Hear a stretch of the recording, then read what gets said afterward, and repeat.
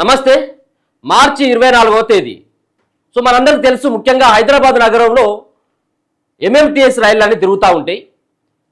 So MMTS రైళ్లలో ఒక యువతి పైన, ఆంధ్రప్రదేశ్కు సంబంధించినటువంటి ఒక యువతి తమ యొక్క పనులు ముగించుకొని వస్తున్నటువంటి ఆ తరుణంలో ఒక యువకుడు నా పైన అత్యాచారం చేయబోగా నేను ఆ ఎంఎంటీఎస్ కదులుతున్నటువంటి ఆ రన్నింగ్లో ఉన్నటువంటి ఎంఎంటీఎస్ రైళ్ళకి వెళ్ళి నేను దొరికినా అని చెప్పేసి ఒక యువతి ఆమె పోలీసులకు చెప్పడం జరిగింది. ఎంఎంటీఎస్ రైళ్ళకి వెళ్ళి కింద దూకిన తర్వాత దాని తర్వాత కొంతమంది చూసి ఆమెను హాస్పిటల్ చేర్పించిన తర్వాత అసలైనటువంటి భాగవతం బయటపడ్డది. ఏంటిది అసలైనటువంటి భాగవతం?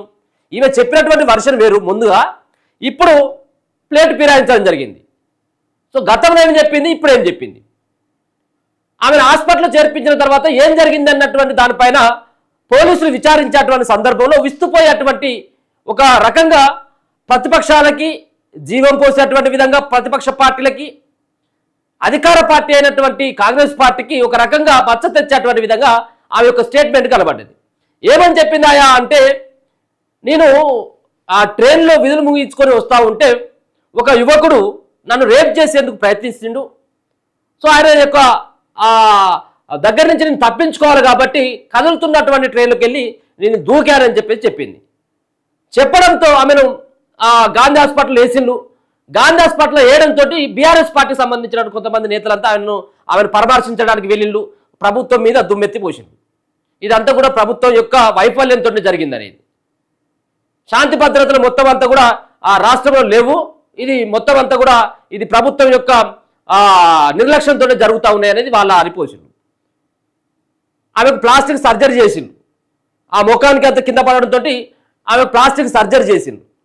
ఒకవేళ నిజంగా ఆమె పైన అత్యాచారం నుంచి తప్పించుకునేందుకు ప్రయత్నించి ఆమె కింద పడితే ఖచ్చితంగా కూడా దానికి ప్రభుత్వం బాధ్యత వహించాలి, పోలీసులు బాధ్యత వహించాలి, అంతేకాకుండా రైల్వే సిబ్బంది బాధ్యత వహించాల్సిందే కానట్లేవు. కానీ జరిగినటువంటి తీరు వేరు. ఆమె పైన అత్యాచారమే జరగలేదు. ఆమె పైన అత్యాచారమే జరగలేదు. ఇది నీదో లేకపోతే పోలీసులు చెప్పేది కాదు. స్వయంగా బాధిత యువతి చెప్తా ఉన్నది, నా పైన అత్యాచారం ఏం జరగలేదు, అలా అసలు మొగోళ్ళే లేరు, మరి ఎందుకు మరి కింద పడ్డామని చెప్పేసి అడిగినటువంటి ప్రశ్నకు ఏం చెప్తా ఉందంటే, ఆమె ఇన్స్టాలో రీల్స్ చేస్తుంది.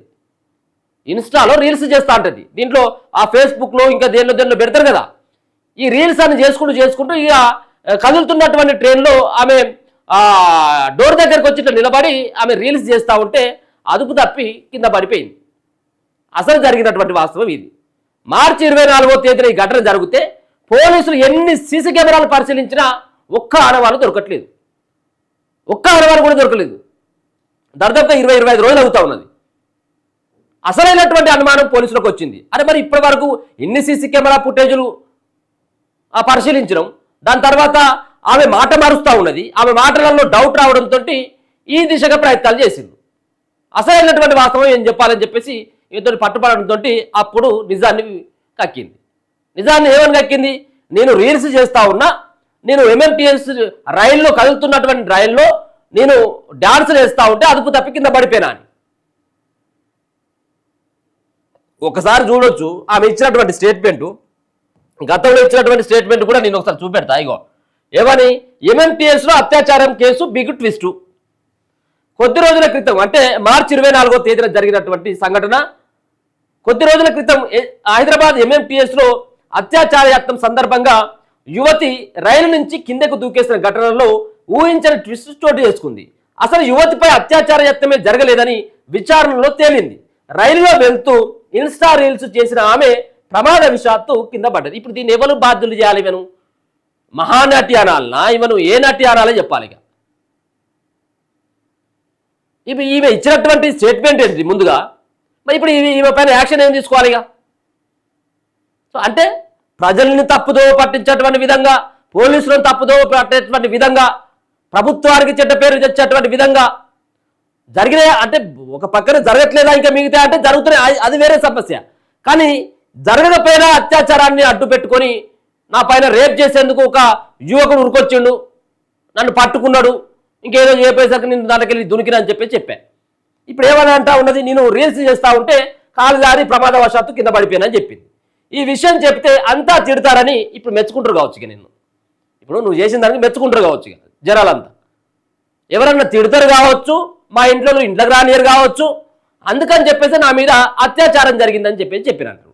మరి ఇప్పుడు మీ ఇంట్లోకి నువ్వు సమాధానం ఏదైనా చెప్పుకోవచ్చు, మరి సమాజానికి ఏం సమాధానం చెప్తావు? నీ మీద పడ్డటువంటి మచ్చ, నా పైన అత్యాచారం జరిగేది, ఇప్పుడు అత్యాచారం యత్నమే జరగవచ్చేమో, కానీ జనాలు అట్లా అనుకోరు కదా, అత్యాచారమే జరిగి ఉండొచ్చు కదా అని చెప్పేసి అనుకుంటారు కదా. అంటే నీ నీ యొక్క మాటలకి ఇప్పుడు మిగతా సంబంధించినటువంటి మహిళల మాటలు ఇంకెవరైనా నమ్మే పరిస్థితుల్లో ఉన్నదా నువ్వు చేసినటువంటి ఈ యొక్క నిర్వాహకంతో? అంటే కొంతమంది, అందరిని కాదు, కొంతమంది ఉంటారు ఇట్లా. అంటే ఆడపిల్లలు కూడా ఇక అబద్ధాలకి ఇప్పుడు కేర్ ఆఫ్ అడ్రస్గా కొంతమంది ఇట్లాంటి వాళ్ళని చూస్తే కనబడతా ఉంటుంది.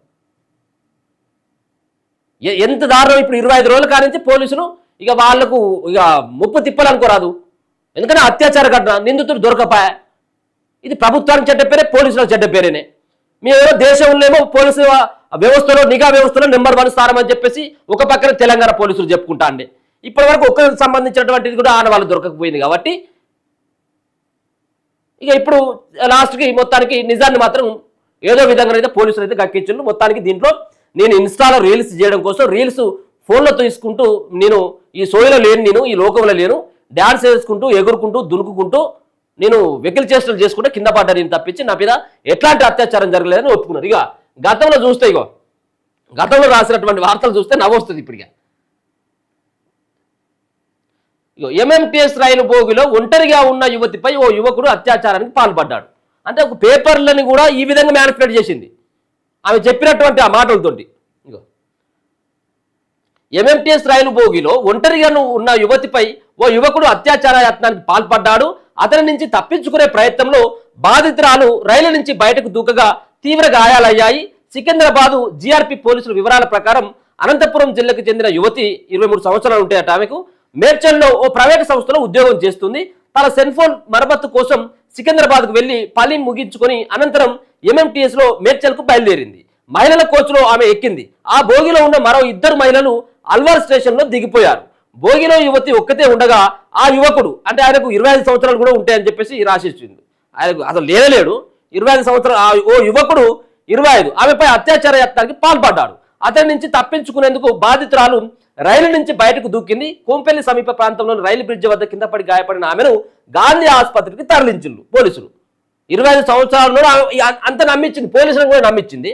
ఇక దాని తర్వాత వచ్చినటువంటి వార్తలు చూసుకుంటే, ఇగో ఆ గాంధీ హాస్పిటల్లో ఆ సంబంధించినటువంటి యువతిని పరామర్శించేందుకు బీఆర్ఎస్ పార్టీ నేతలంతా కూడా వెళ్ళి అక్కడ ఆసుపత్రిలో చికిత్స పొందుతున్నటువంటి ఆమె ఏదో విధంగా ప్రాణాపాయం నుంచి బయటపడ్డది అని చెప్పేసి వాళ్ళు వచ్చి బయటకు వచ్చి చెప్పడం జరిగింది. ఇది అంతా కూడా ఇందిరమ్మ రాజ్యంలో స్త్రీలకు భద్రతేది అంటే ఆ విషయాన్ని అడ్డు పెట్టుకొని ఒక మాట. ఇక నిందితునిపై కఠిన చర్యలు తీసుకోవాలి భారతీయ జనతా పార్టీ. అసలుగా మరి ఈ అంతా అయిపోయిన తర్వాత ఇప్పుడు లాస్ట్కి వచ్చేసరికి ఇప్పుడు వీళ్ళందరినీ బుగ్గగానాలు చేసి అయిపోయాయి. ఇంకేమున్నది?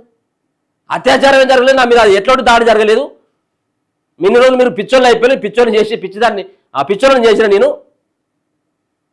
అని చెప్పేసి చెప్పేటువంటి ఈ విధంగా అయిపోయింది. ఎంఎంటీఎస్ సంబంధించినటువంటి ఈ అత్యాచార ఘటనలో ఇట్లాంటి ఒక విస్తిపోయేటువంటి నిజాలని ఒక బిగ్ ట్విస్ట్ని మాత్రం పోలీసులు అయితే బయట పెట్టడం జరిగింది. తనపైన అత్యాచారం ఏం జరగలేదు, కావాలని చెప్పేసి రీల్స్ కోసం, ఒక వెకిలి చేష్టల కోసం ఆమె రైలు నుంచి ప్రమాదవశాత్తు కింద పడడం తప్పించి ఎట్లాంటి అత్యాచారం జరగలేదని చెప్పేసి పోలీసులు నిర్ధారించడం జరిగింది. ఆ యువతి కూడా చెప్పినట్టుగా తెలుస్తూ ఉన్నది.